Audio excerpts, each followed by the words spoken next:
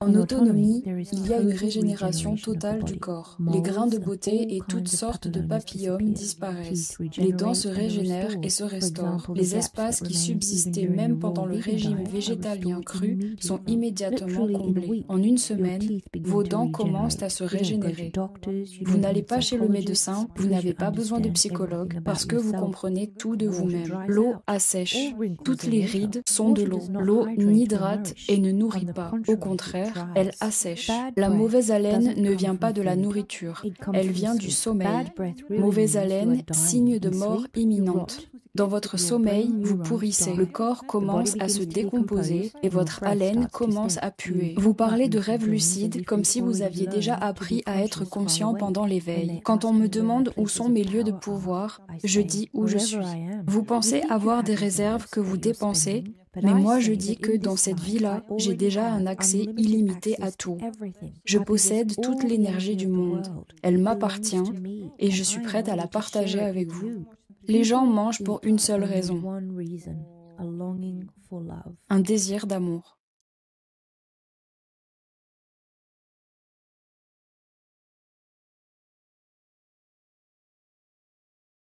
Dans l'autonomie, on rencontre inévitablement l'amour. Cela signifie que la personne aimée apparaît dans votre vie, car l'autonomie elle-même est une pratique de l'amour. On dit que la psychanalyse est aussi une pratique de l'amour. Lorsque l'énergie et le potentiel sont libérés, quelqu'un arrive et vous tombez amoureux.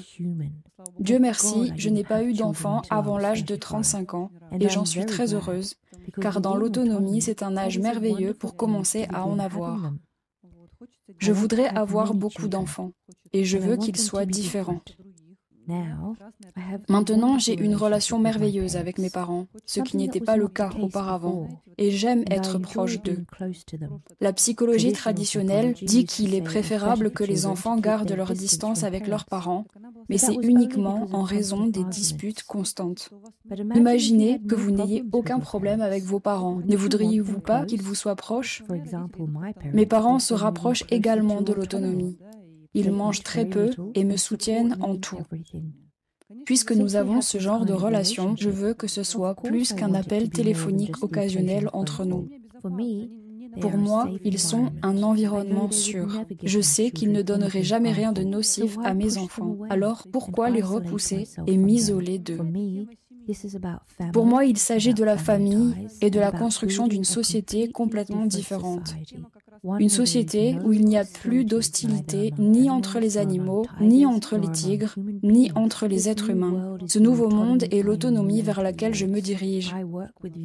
Je travaille avec les États-Unis la nuit à cause du décalage horaire et cela m'aide à rester éveillé.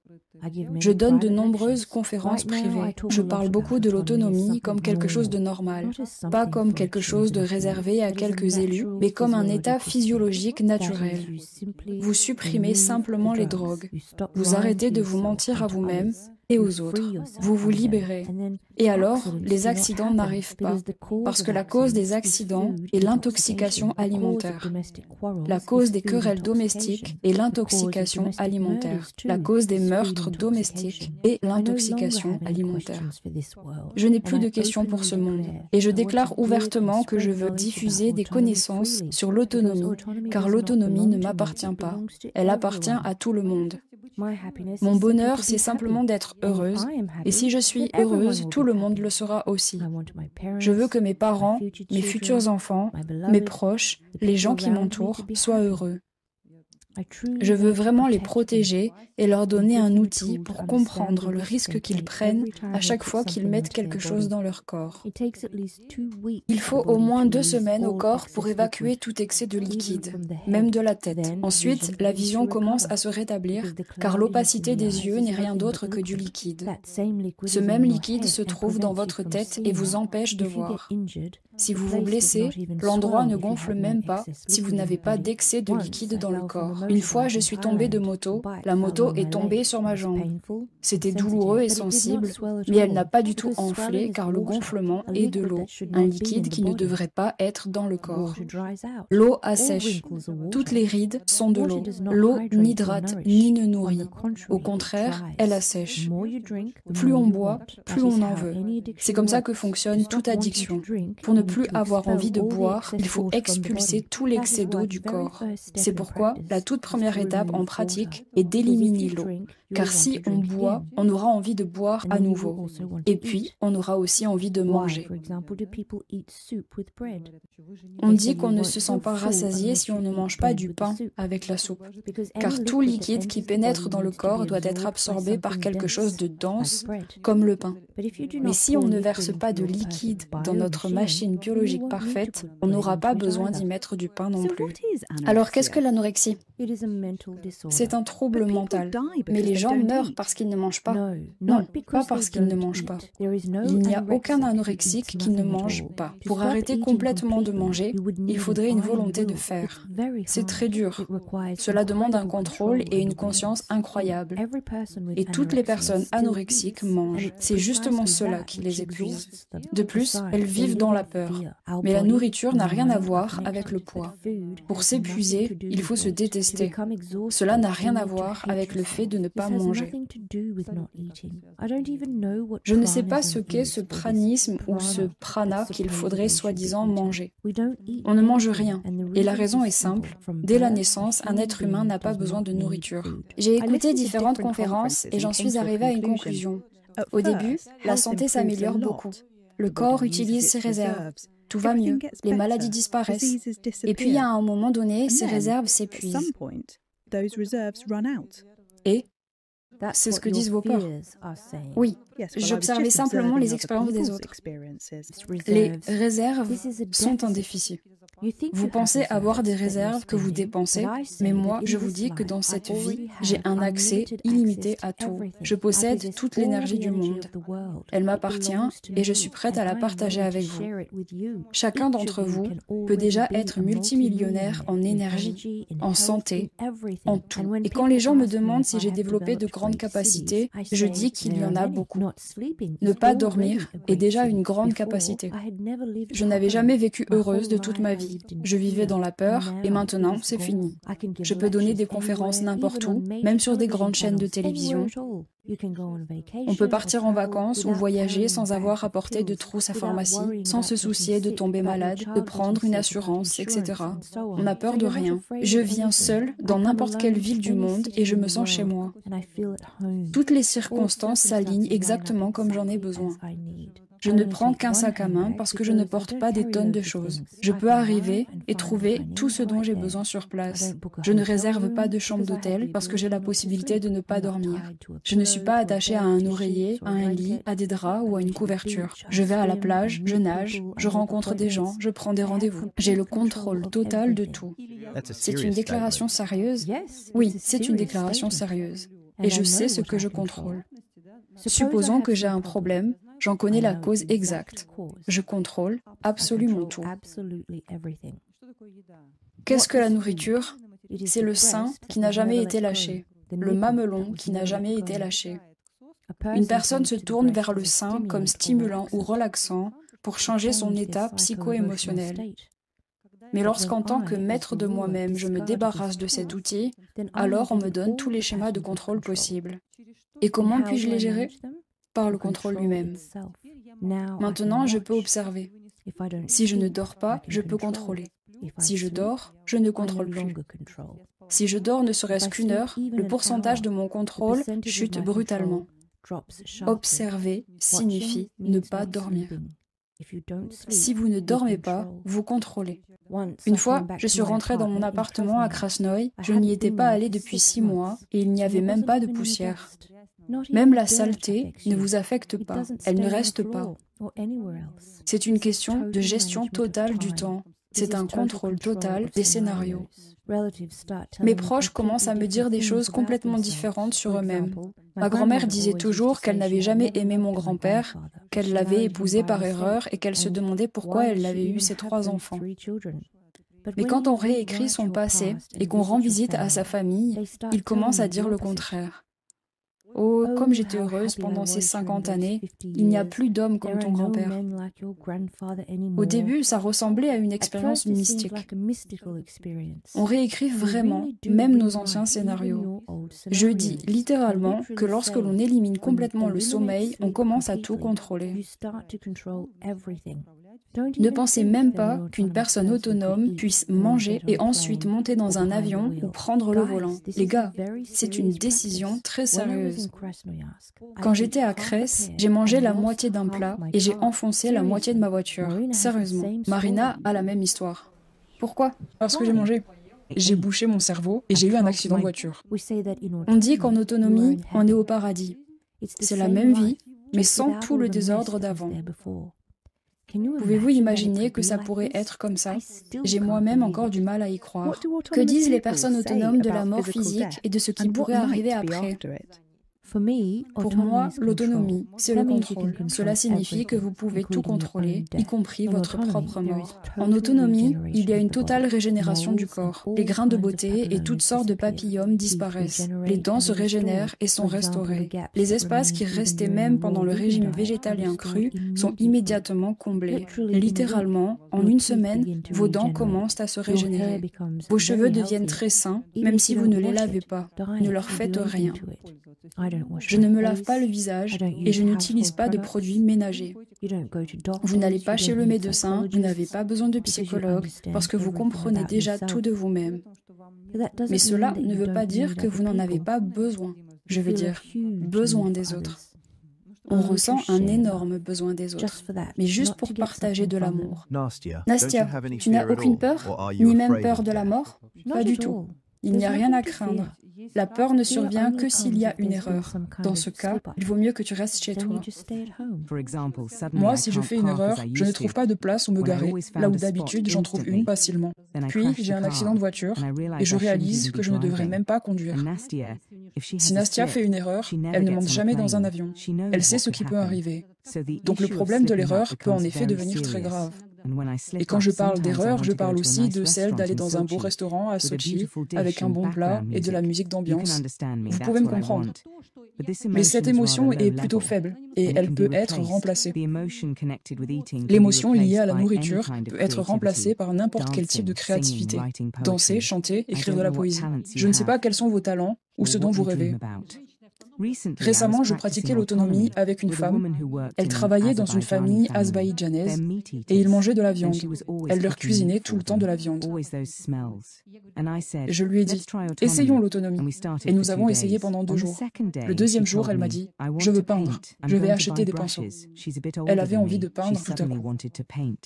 Concernant ce qu'a dit Marina et ta question sur les dérapages, j'aimerais que tu essayes de faire ce que fait Marina, c'est-à-dire de ne manger qu'une fois par semaine, et de voir à quel point il faut se maîtriser. Personne ne dit qu'un dérapage est une mauvaise chose. Cela arrive juste de moins en moins souvent. Une fois tous les 3 mois, puis une fois tous les 6 mois. À chaque dérapage, tu te rends compte que ça n'en valait pas la peine. La moitié de mon plat ne valait pas la moitié de ma voiture. Ni les émotions que tu voulais ressentir ou ne voulais pas ressentir. Nastia, qu'en est-il des expériences hors du corps? Ça ne m'intéresse pas du tout. Je n'en ai jamais eu. Je suis très physique. Je suis une athlète. La majeure partie de ma vie a été liée au corps, donc je ne me suis même jamais intéressée aux rêves lucides. On parle des rêves lucides comme si on avait déjà appris à être conscient à l'état d'éveil. Et la psychanalyse traite exactement de cela. Là où était le ça, l'ego émerge.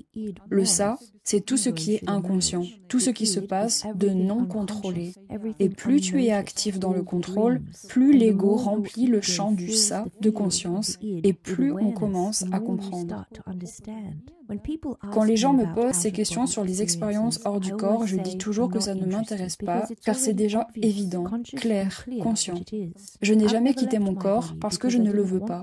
Quand les gens disent qu'ils voyagent pendant leur sommeil, pour moi c'est un manque de contrôle. Quelle est la différence entre une hallucination et une vision? Une hallucination est une invasion incontrôlée d'images dans la psyché. Une vision est un contrôle. Dans l'autonomie, il n'y a pas d'état hors de contrôle. Quand on parle de dérapage, de l'envie de manger un plat ou un concombre, qu'est-ce qui motive ces désirs? Que faites-vous dans ces moments-là? Je pense que c'est mon propre égoïsme, juste de l'égoïsme. C'est être piégé en soi-même, attaché par des ficelles à un faux soi, surtout quand il n'y a plus personne autour de soi. C'est là que le faux soi est en alerte. Mais plus on s'entraîne, plus ça devient hors de propos. On pourrait même ne plus en parler du tout. Seulement, on a décidé qu'on serait honnête à 100%.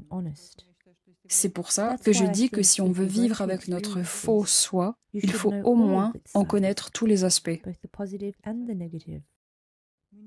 On ne sait tout simplement pas comment vivre. Pour la première fois après de nombreuses années en autonomie, j'ai fait l'expérience de vivre avec un homme que j'aime et je suis heureuse de vivre avec lui. Je n'aurais jamais pensé vivre avec l'homme de mes rêves. Je ne pensais pas que mes parents vivraient en bonne santé, que je n'aurais pas à m'inquiéter de la mort imminente de quelqu'un ou de savoir comment trouver l'argent pour une opération. Quand les gens me demandent d'où je tire mon énergie, je dis que je suis énergie. Quand ils me demandent où sont mes lieux de pouvoir, je dis où je suis. Et si on mange, alors des violations se produisent, n'est-ce pas? Il ne s'agit pas de manger. Les gars, vous ne comprenez pas. Manger se résume à un concombre ou à une noix. Mais les dérapages peuvent arriver pendant un certain temps. Mais une fois que vous comprenez comment cela fonctionne, il n'existe plus. Quand vous comprenez tout cela, vous n'y revenez plus jamais. C'est juste un chemin. Nous avons dû faire des allers-retours pendant 3 ans avant ça. Mais aujourd'hui, nous n'en avons plus besoin. En tant qu'astrologue, j'ai pu voir dans notre thème natal qu'il n'y avait aucun indicateur de maladie. Je veux dire que vous pouvez vivre et ne jamais être malade. En 33 ans de vie, j'ai appris que vous pouvez vivre sans problème physique. Vous pouvez faire tout avec votre corps et savoir que rien ne lui arrivera. C'est ce que nous sommes venus enseigner. Avant, on nous expliquait que c'était normal de tomber malade, d'avoir peur, de se faire soigner, d'aller à la pharmacie, de faire les tests et de recommencer tout le cycle. Vos parents sont malades et vont mourir. Vous aussi, vos proches aussi. Vos enfants auront toujours des rhumes. Je ne veux pas d'enfants qui ont le nez qui coule. Je n'ai jamais voulu ça. On a beaucoup parlé du don et qu'il fallait toujours donner. Il s'avère qu'une personne autonome ne peut pas s'arrêter de donner ou de créer, sinon elle devrait dormir. Les gars, le principe du soleil est de briller. Donc à moins d'enseigner, quelle serait l'alternative? Que feriez-vous? La vie nous met constamment dans ces situations. Il n'y a rien à craindre. On ne peut pas se retrouver dans le vide quand on a autant d'énergie. Que vous le vouliez ou non, vous rencontrerez des gens en marchant. Vous serez invité, appelé. Il y aura toujours des situations qui vous pousseront à vous exprimer. Vous ne les chercherez même pas. À vous entendre, vous donnez tout le temps des conférences. L'énergie vous traverse, rejoint les gens, et c'est comme ça que vous vivez. On dirait qu'il faut toujours parler ou créer pour ne pas décrocher. Et alors, c'est la vie elle-même de ne pas décrocher. Nous vivons dans une maison avec d'autres personnes qui vivent très lentement. Quand on leur enlève le sommeil, leur vie s'accélère d'environ 80%. Mais elles tournent en rond, préparant le petit déjeuner, le déjeuner et le dîner, puis faisant la vaisselle. C'est une telle stagnation. Tout traîne lentement. Pendant ce temps, vous auriez pu voyager dans 10 pays. J'ai tellement de gens autour de moi. Chaque jour, je parle sans arrêt avec différentes personnes. Et comment cela se termine-t-il? Le corps disparaît-il? Ou peut-on vivre des millions d'années? Qui vous a dit que la vie devait se terminer comme ils l'ont dit?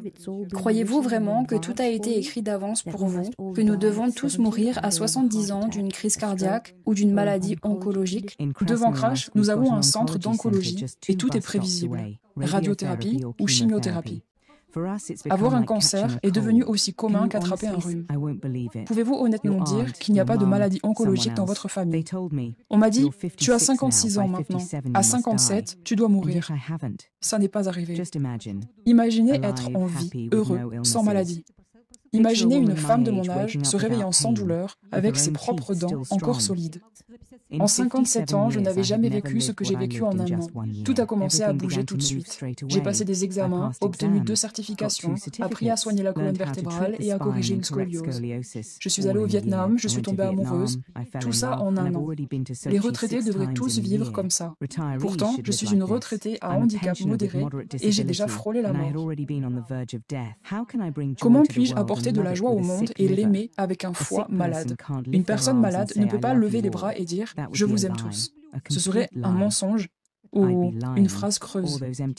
Tu n'es pas mon frère quand la maladie me frappe sans pitié. Mais je t'aime quand je suis en bonne santé. Je t'aime car je ne souffre pas. Je n'ai jamais voulu être mère. Je voyais mes amis toujours coincés à l'hôpital avec les enfants. Chaque fois que je les appelais, les enfants avaient un rhume, une jaunisse ou une maladie post-vaccinale, et ils débattaient sans fin de la question de savoir s'il fallait les vacciner ou non. Je n'ai jamais voulu ça. Je voulais que ce soit différent.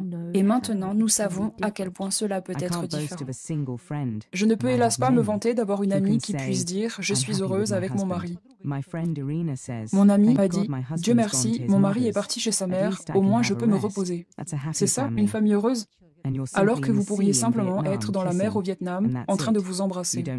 Vous n'avez besoin de rien d'autre, si ce n'est de ce sentiment de bonheur pur, mais vous ne l'avez jamais vraiment connu. Tu pratiques l'autonomie depuis 3 ans. Si j'ai bien compris, avec notre état et nos sentiments, on crée tout, même l'avenir. Tu dis « je me sens immortel ». C'est clairement votre vision et c'est probablement comme ça que ça va se passer. Mais existe-t-il des personnes réelles ayant vécu longtemps ou êtes-vous des pionniers ? Je n'ai jamais voulu imiter qui que ce soit. Alors quand on me demande s'il y a des exemples, je m'en fiche complètement. Je suis mon propre chemin. S'il n'y a pas d'exemple dans l'histoire, ça ne me dérange pas le moins du monde. Donc ça vient de vous? Vous n'en aviez jamais entendu parler auparavant? Je vois simplement ce qui se passe dans mon corps. Je ressens mes capacités. Ce qui m'intéresse, c'est l'humanité. Je vois l'amitié entre les gens. Je vois aussi l'environnement. Je m'inquiète beaucoup de la pollution et de ce que nous faisons. Nous détruisons la planète au sens propre du terme. On ne peut pas le dire autrement. Et cela m'importe parce que mes enfants vivront sur cette planète. Les gens continueront de vivre sur cette planète. Par nature, un prédateur doit manger un autre animal. Mais s'ils arrêtaient tous de manger, cesseraient-ils d'être des prédateurs? Vous vous souvenez des images dans la Bible pour enfants où tous les animaux étaient amis? Je me dirige vers un stade où je ne veux plus aider ni servir personne parce que je ne veux pas qu'il y ait des gens qui aient besoin de mon aide. Mon grand-père voulait que tout le monde soit pauvre. C'est le communisme. Et mon autre grand-père voulait que tout le monde soit riche. L'autonomie, c'est que tout le monde soit riche. Et c'est comme ça que ça finira. En transmettant ces connaissances, vous donnez à ceux qui recherchent l'épanouissement spirituel la chance de le recevoir. Non pas en leur imposant ou en insistant à les rendre heureux, mais en leur ouvrant l'accès. Oui, sans dire à personne quoi faire, en ne parlant que de soi. Parce que si je dis « fais ça », la responsabilité m'incombe, et la responsabilité d'une personne ne concerne qu'elle. Tu disais que tu ne savais rien de l'autonomie. Qu'est-ce qui t'a poussé vers ça? Tu dis que tu as trouvé l'amour. Est-ce comme ça que ça a commencé? C'est d'abord la douleur dans mon propre corps qui m'a guidée. N'as-tu jamais ressenti de l'amour pour plusieurs personnes? Un mois pour l'une et le mois suivant pour une autre? Non. C'est constant tout le temps? Oui, c'est un sentiment très constant et il y a une reconnaissance directe, une compréhension de qui est en face de toi. On commence à voir l'image du futur. On sait ce qu'il va se passer. Je connais une femme qui pratique l'autonomie. Elle était une grande gestionnaire. Elle a 3 enfants. Tous sont nés le même jour, le 19 juillet, mais à des années différentes. On voit bien que quelque chose est contrôlé. Et cet amour, est-ce qu'il vient toujours? Bien sûr, parce que tout le monde le veut. Chacun cherche, chacun attend. Les gens mangent pour une seule raison, le désir d'amour. Je n'arrive pas à croire que les femmes veulent sincèrement un T5 et des tas de choses matérielles comme moi avant. Ce que tout le monde veut vraiment, c'est être aimé et aimer, se réveiller en riant avec cette personne. On veut plus de gens comme vous. On veut aussi ce genre d'environnement, des gens qui ne sont pas des consommateurs, qui comprennent le principe de la responsabilité, qui portent la vie en eux et la joie, le bonheur. Il ne s'agit pas de sauver des baleines ou d'aider des enfants handicapés. Il s'agit de vivre de telle manière que les enfants handicapés ne naissent plus. C'est exactement ce que je pense. Je ne vois pas l'intérêt d'acheter des pompes à insuline pour les diabétiques. Comme vous l'avez dit, il faut arroser les racines. Si les enfants arrêtaient de manger, ils cesseraient de tomber malades. Et notre civilisation pourrait changer. C'est le plan mondial supérieur que nous voulons tous. Exactement. Ce serait une nouvelle génération d'enfants. Nous donnerons naissance à beaucoup d'enfants en bonne santé et libres. Ce que je fais et suggère par exemple, c'est de vivre ensemble et de pratiquer ensemble afin que les gens trouvent cela plus facile à vivre, pour que cela ne semble pas inaccessible ou incompréhensible. Nous devrions vivre simplement ensemble pour que les gens aient la chance de vivre ce quotidien en commun. Être ensemble sans manger, sans boire et sans dormir pendant 10 minutes, puis pendant 2 jours. Vous pouvez essayer. Comment ça marche? Qu'est-ce que ça m'apporte? Quels changements immédiats se produisent dans mon environnement personnel? Ma mère a cessé d'être malade, mon père a enfin reçu le document qu'il attendait. Vos affaires et celles de votre environnement commencent à se résoudre facilement parce que vous changez votre style de vie. Et cela arrive tout de suite. Une seule nuit sans sommeil suffit à réaliser une partie de vos souhaits. Mais lorsque vous arrêtez de manger et de boire, il y a une désintoxication. Votre irritabilité augmente et vous vous retrouvez allongé sans force. Ce n'est pas vrai. Vous ne pouvez pas imaginer le nombre de mythes qui circulent à ce sujet. Si vous arrêtez de manger, de boire et que vous supprimez également le sommeil, il n'y aura plus de formation de bile. Le sommeil fait que le corps libère de la bile. Pourquoi des nausées? Pourquoi de la faiblesse? Parce que vous dormez toujours et que vous ne passez pas au niveau supérieur. Pour éliminer le sommeil, vous devez entrer dans le service. Et qu'est-ce que le service? Les gens ne le savent même pas. Ils ne comprennent pas ce que signifie donner et donc ils n'y arrivent pas. Et c'est pour cela qu'ils recommencent à manger et retournent dormir. Il faut donner et partager. Donc en bref, on ne peut pas arrêter de manger sans s'arrêter de dormir. Et si on ne mange pas, mais qu'on continue de dormir, alors on a toute cette pollution qui se développe en nous. Exactement. La mauvaise haleine ne vient pas de la nourriture, elle vient du sommeil. Mauvaise haleine, signe de mort imminente. Dans le sommeil, vous pourrissez, littéralement. Les neurones de votre cerveau meurent, votre cerveau commence à se décomposer et votre haleine commence à puer. Faites ce que vous voulez de cette information. Quand on prend l'avion, les gens s'endorment. Regardez juste comment ils dorment. Vous voyez un bel homme en cravate, la bouche grande ouverte, avec cette odeur, qui respire et qui ronfle. Et je réalise que je suis pareil quand je dors. On est tellement moche quand on dort.